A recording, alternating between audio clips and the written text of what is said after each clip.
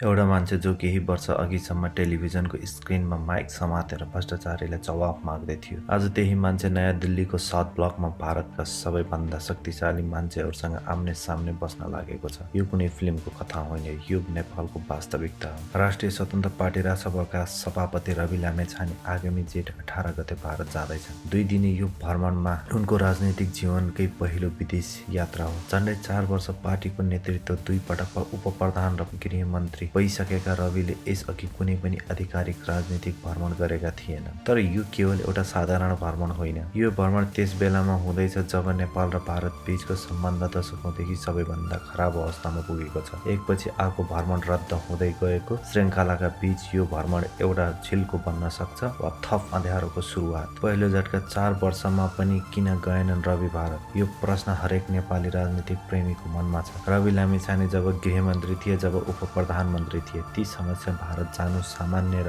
अपेक्षित थियो, तर उनी गएनन्। साथीहरू भन्छन् उनी होमवर्क पूरा नगरी जान मान्दैनन्। आलोचक भन्छन् उनी डराएका थिए। तर अब जब रासपाले 2/3 हाराहारी बहुमत ल्याएको छ, सरकार नेतृत्व गर्दैछ, रविको दिल्ली जाने बेला आइपुगेको छ। भारतको विदेशी मन्त्रालयले आफ्नो ढोका खोलेका छ र यो निमन्त्रणा आकस्मिक छैन। दोस्रो झट्का जब एकपछि अर्को भ्रमण रद्द हुँदै गयो, नेपाल भारत सम्बन्धको पछिल्लो इतिहास भ्रमण रद्द हुने प्रक्रिया धेरै चलिसक्यो। यी सबलाई क्रमैसँग हेरौँ। भारतीय विदेशी सचिव विक्रम नेपाल भ्रमण रद्द। कारण प्रधानमन्त्री बालेन्द्र शाहले एउटा स्पष्ट अडान लिए, परराष्ट्र मन्त्री भन्दा तल्लो दर्जाको कसैसँग आफू नभेट्ने। भारतीय विदेशी सचिवले प्रधानमन्त्रीको ढोका ढकढकाउन आउन खोजे, तर ढोका खुलेन। विक्रम भ्रमण रद्द भयो। परराष्ट्र मन्त्री शिशिर खनालको भारत भ्रमण रद्द। खनाल भारतमा हुने अन्तर्राष्ट्रिय बिग क्याट एलायन्स IBCA शिखर सम्मेलनमा सहभागी हुन जाने थिए, तर सम्मेलन नै स्थगित भयो र खनालको यात्रा पनि रोकियो। प्रधानमन्त्री बालेन्द्र शाहको भारत भ्रमण अनिश्चित। मोदीले सिधा निमन्त्रणा दिइसकेका थिए, तर अझैसम्म तालिका तय भएको छैन। यस्तो गतिरोधकको बीचमा रवि लामेछाने आफै अगाडि सरेका छन्। तेस्रो झट्का भारत किन हतारमा छ? यो बुझ्नुपर्ने कुरा के छ भने यो भ्रमणको माग नेपाल तर्फबाट मात्र आएको होइन। भारतले आफै रवि लामेछानेलाई सक्रिय रूपमा निमन्त्रणा गरेको हो। किन? पहिलो कारण, भारतले नेपालमा नयाँ राजनीतिक शक्ति उदाएको देखेको छ। कांग्रेस, एमाले र माओवादी यी पुराना दलहरूसँग भारतको पुरानो सम्बन्ध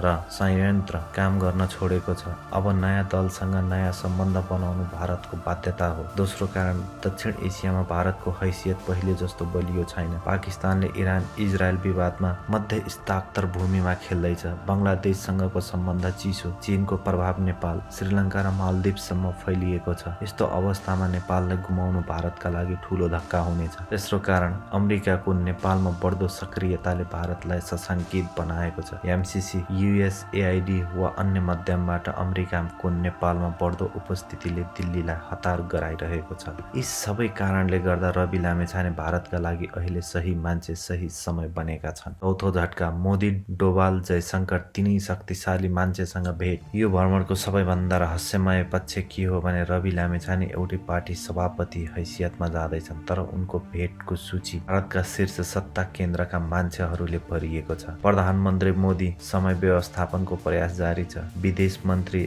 S जयशंकर निश्चित भेट। विदेश सचिव विक्रम मिश्र निश्चित भेट। राष्ट्रिय सुरक्षा सल्लाहकार अजित डोभाल सम्भावित भेट। भाजपा अध्यक्ष नितिन नवीन पार्टी कार्यालयमा भेट। यो सूचीले के देखाउँछ? भारत रवि लामेछानेलाई गम्भीरतापूर्वक लिइरहेको छ। यो केवल शिष्टाचार भेट होइन, यो रणनीतिक संवाद हो। पाँचौं झट्का, रविको भ्रमण अघि नै भारतले दियो गिफ्ट। भ्रमण हुन अझ केही दिन बाँकी छँदै एउटा उल्लेखनीय घटना भयो। नेपालबाट भारत निर्यात हुने चियामा भारतीय टी बोर्ड अफ इन्डियाले अनिवार्य नमुना परीक्षणको व्यवस्था लगाएको थियो। यसले नेपाली चिया उद्योगलाई महिनौदेखि अवरोध गरेको थियो। उद्योगी व्यापारीहरू हैरान थिए। तर ठिक रविको भ्रमणको घोषणा भएपछि फेब्रुअरी 10, 2026 मा जारी भएको यो कार्यनिर्देशिका मे 19 मा संशोधन गरियो। नेपाली चियाको बाटो फेरि खुल्यो। संयोग वा रणनीतिक सन्देश? राजनीतिक विश्लेषकहरू यसलाई भारतले रवि लामेछानेको भ्रमण अघि सकारात्मक वातावरण बनाउन चालेको कदमको रूपमा हेर्दैछन्। भ्रमणको अगाडि गिफ्ट दिने यो परम्परागत कूटनीतिक चाल हो, जसले वार्ता टेबलमा सकारात्मक आधार तयार गर्छ। छैटौं झट्का, लिपुलेख लिम्पियाद्वारा कालापानी रवि के भन्ने छन्? यी प्रश्नको जवाब सर्वत्र खोजिँदैछ। रवि लामेछाने पत्रकार हुँदाहुँदै नै सीमा विवादमा खडा प्राण लिने गरेका थिए। टेलिभिजनको स्क्रिनमा बसेर उनले भारतीय नक्साको गलत दाबी विरुद्ध थुप्रै प्रमाण पेश गरेका थिए। त्यो रवि अब दिल्लीको सबैभन्दा शक्तिशाली मञ्चमा बस्नेछन्। नेपाल भारत सीमाका 3 विवादीय बिन्दु कालापानी, लिपियाडुरा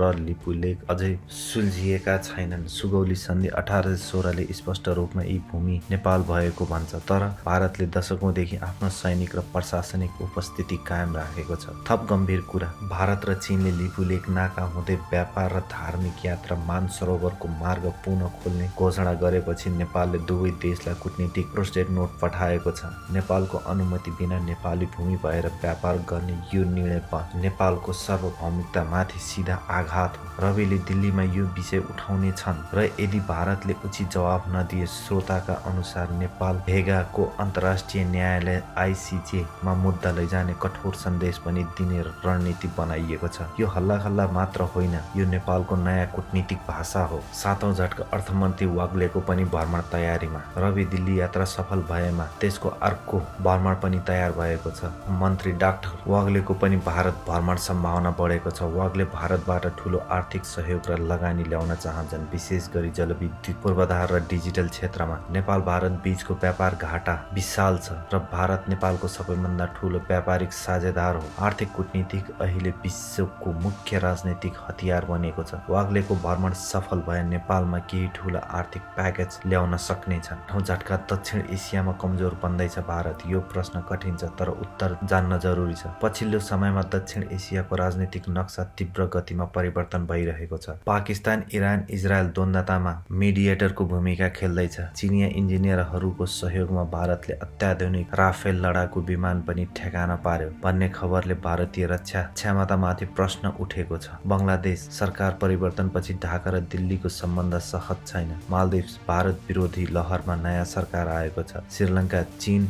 ऋण जालमा फँसेको श्रीलङ्का भारतको छत्रछायाबाट टाढा सर्दैछ। अफगानिस्तान भारतले तालिबान सरकारलाई औपचारिक निमन्त्रणा दिएर पाकिस्तानलाई दबाब दिने कोसिस गरेको छ, तर यो चाल उल्टो पर्न सक्छ। यस्तो कठिन भू-राजनीतिक वातावरणमा नेपाल पनि भारतीय छाता बाहिर जाने हो भन्ने भारतलाई दक्षिण एसियामा साँच्चीकै एक्लिनु पर्ने स्थिति आउन सक्छ। यही डरले भारतलाई रवि लामिछानेको भ्रमण गराउन ठेल्दैछ। औं झट्का, बालेन्द्र शाहको हट गलत कि सही? प्रधानमन्त्री बालेन्द्र शाह एउटा स्पष्ट प्रोटोकल बनाएका छन्। परराष्ट्र मन्त्री भन्दा पूजाका विदेशी अधिकारीसँग म भेट्दिन। यो नीतिले भारतीय विदेशी सचिव मिश्रीको नेपाल भ्रमण रद्द भयो। भारत खबरदार भयो। तर के यो अडान गलत हो? नेपालका विगतका प्रधानमन्त्रीहरूले विदेशी राजदूत र सचिव स्तरका अधिकारीहरूसँग पनि भेट्ने गर्थे, जसले कतिपय अत्याधिक सहजता र राष्ट्रिय मर्यादाको उल्लङ्घन भनेर आलोचना गर्ने गर्थे। अहिले त्यो परम्परा तोडेका छन्। सार्वभौमिकता र पारस्परिक सम्बन्धको दृष्टिकोणमा हेर्दा शाहको यो अडान गलत भन्न गाह्रो छ, तर व्यवहारिक कूटनीतिको दृष्टिकोणमा हेर्दा यसले सम्बन्धमा चिसो ल्याउन सक्छ। असो झट्का,